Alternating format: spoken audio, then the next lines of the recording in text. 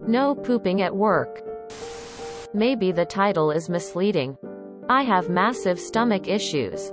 I don't have insurance to get to a doctor that can fix it without destroying me financially. And I'm already financially shit. I have provided a doctor's note to my work stating I need to take extra time to use the bathroom.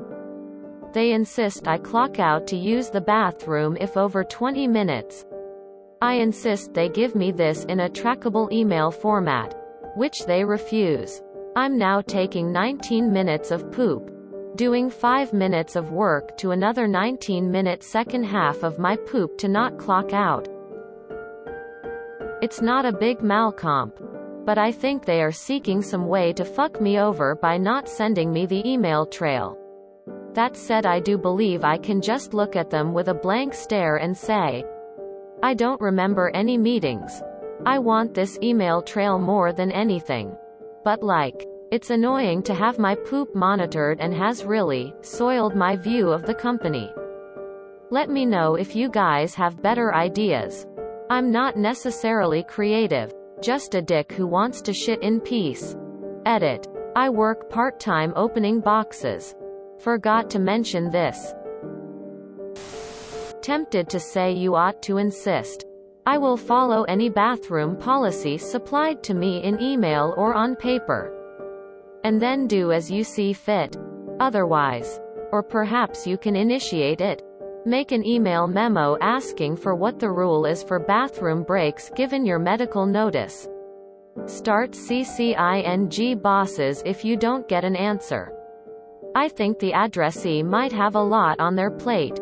Can you please help with this inquiry? Quote. You should send an email says, as we discussed on X date, I have a medically documented gastrointestinal issue that causes me to need more time when using the bathroom. When I gave you my doctor's note, you informed me orally that I must clock out if my time in the bathroom was too long. I am unclear on how long is too long when that clock starts to run, and other parameters or restrictions. I certainly don't want to violate company policy. Could you please provide me the bathroom policy that you wish for me to follow in writing, so that there is no confusion? I look forward to hearing from you. Thanks. Put more than one person on the email recipient list.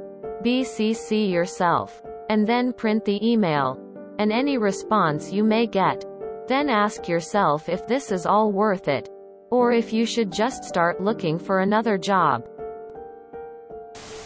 Shit your pants as a power play. Make them rue the day they tried to tell an employee how long they get to shit for. No. Take as long as need.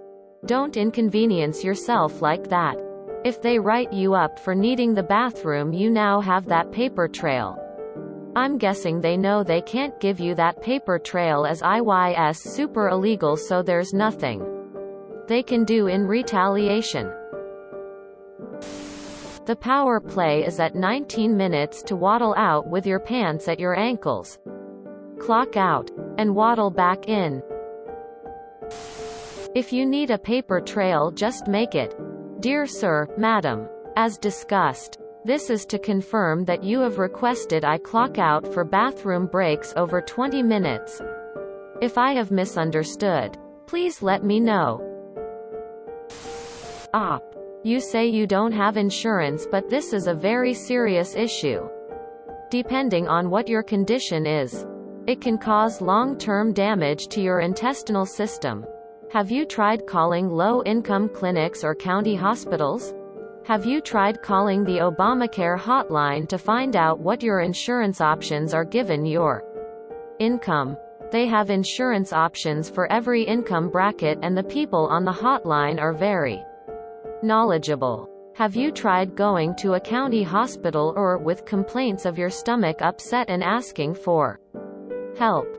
Most hospitals have a certain amount of their budget set aside for free care.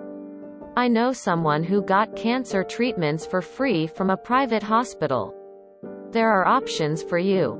You just need to seek them out. PM me if you want some help. I can try to look up programs or organizations that can help you.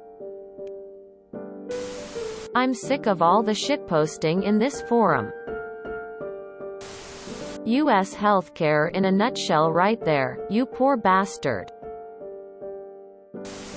This is a shitty situation. Totally get your medical issues, and I'm sorry we have such stupid healthcare in this country.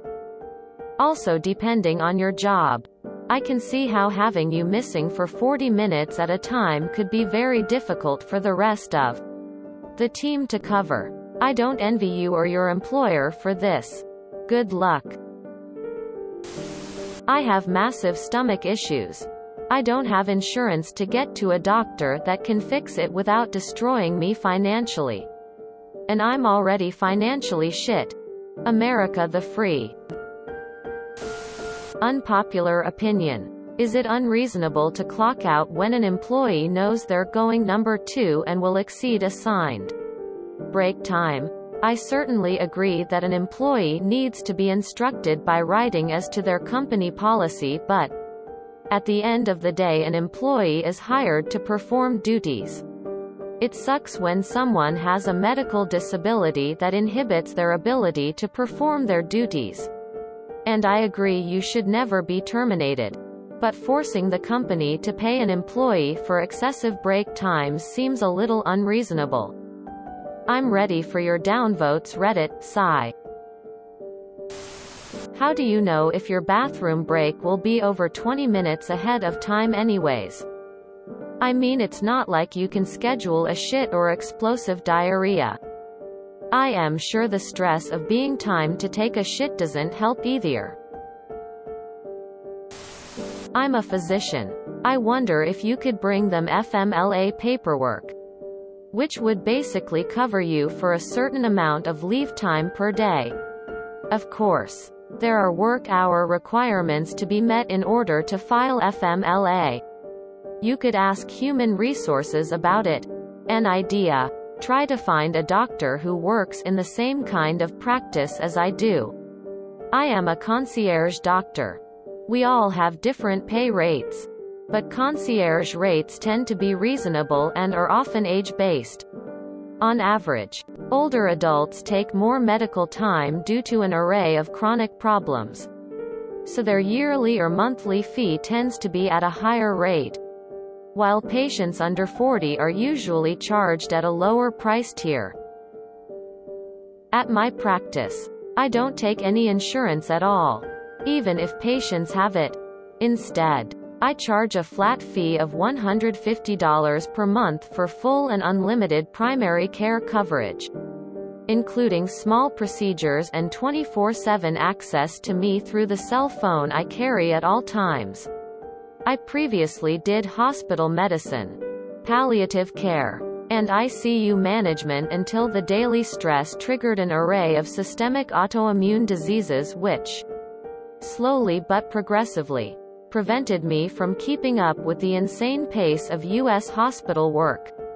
As my patient numbers began to drop, I finally went into my own after my 12-hour night shift was over, because a self-drawn blood test, taken at shift start, showed I had less than half the amount of blood expected for my age, sex.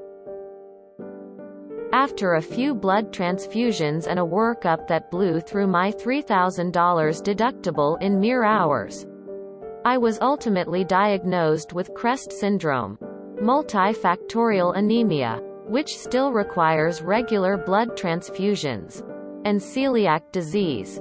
Between my prior work experience and my own bodily shenanigans, I am knowledgeable enough to provide chronic pain treatment and to manage the bulk of any initial workup, investigation most specialists, consultants would perform. Thus, my concierge system saves my enrolled people tons of money, as most are without insurance, while building up great doctor-patient relationships. With the insane costs of U.S. health care, I know that if I can spare one of my peeps from even one visit that year, I'll have saved them twice over anything they would pay me throughout the year. Sorry for the autobiography. I guess I tell my story so people know that some physicians go through similar BS regarding chronic health problems and issues with our shit health care system. And that many doctors are trying to find unique ways to help the uninsured. The concierge system might work for you and anyone else without insurance in America. There's likely a practitioner in your area. Just do a search. While my wait list is longer than I'd like, I do offer one-time online consultations should you have trouble finding a local concierge. Best of luck. As long as the policy is applied to everyone equally, it isn't discriminatory. If your medical condition keeps you from doing your job and they can't make reasonable accommodations, giving you a job you can do while on the toilet, then you can be let go. If they allow you to clock out anytime you need a break and then just clock back in, it seems like they are making reasonable accommodations. The alternative is to fire you. You should feel lucky they're working with you. It's reasonable to ask for written policy, however, be careful what you wish for because written policies can be more strictly enforced.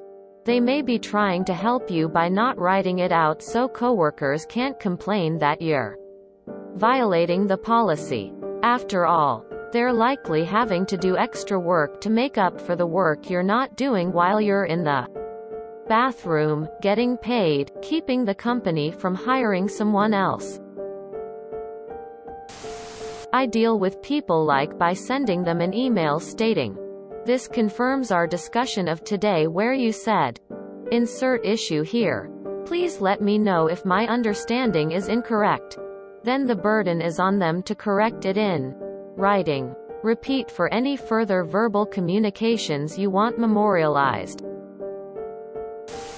Sounds like Amazon. Tell me you work at Amazon. Amazon has what is called TOT, time off task.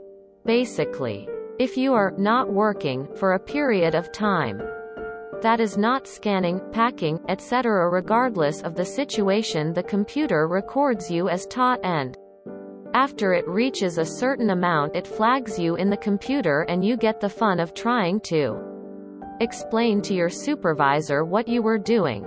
And yes, toilet breaks are considered TOT. Fuck, if I just stopped doing my job for 40+ minutes at a time, my boss would be pissed off too. I get that you have a medical condition, but no one wants to pay you to spend 3/4 of your time on the shitter. They are paying you to open boxes, not sit on the toilet. They need boxes opened, not toilet seats warmed up. I'm glad you are maliciously complying with this. But be ready to be fired, laid off at the absolute first opportunity. That is excessive time away from work to poop. As a boss, I wouldn't be able to allow one employee to spend 40 minutes per shit in the toilet. If you do it more than once, that's over an hour taking a shit per day on top of any other breaks. It's not your boss's fault you won't go to the doctor. Many chronic bowel issues are covered under ADA. If you are in America, look into your rights. In many states you are not even required to give a diagnosis if that is cost prohibiting for you. You would just need a physician to sign off that you have medical symptoms that require accommodations to be made for. If you enjoyed this video, please check out our playlists full of similar content. Epicaricast is like doom scrolling for your ears. Please like, share, and subscribe.